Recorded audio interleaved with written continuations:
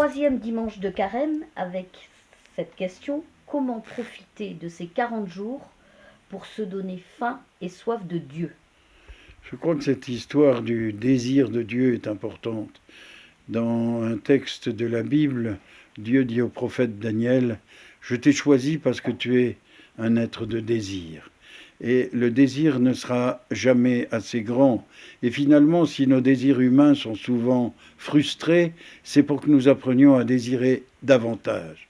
L'être humain est fait pour avoir soif et faim de l'absolu. Et l'absolu, c'est Dieu lui-même.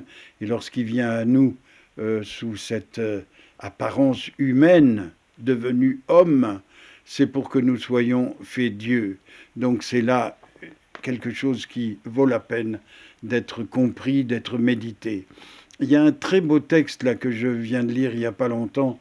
Je fais un gros travail sur Antoine de Saint-Exupéry, et il a un passage de Citadelle qui me semble bien fait pour nous expliquer ce qu'est le désir de Dieu.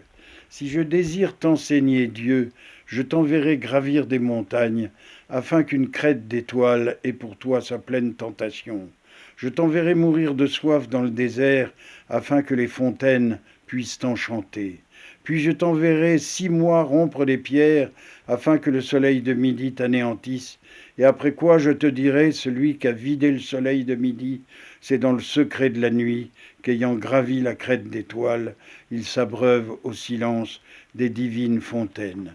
Je crois que rien n'est plus précieux que cette amplification du désir pour faire que nous ne soyons plus des êtres matérialistes qui se passionnent uniquement pour des robes, pour le foot, pour la gloire, la gloriole, des choses finalement très très secondaires et qui n'apportent pas le bonheur, et que nous allions vers le seul bonheur qui compte, qui est celui de se donner, de partager, de créer des liens.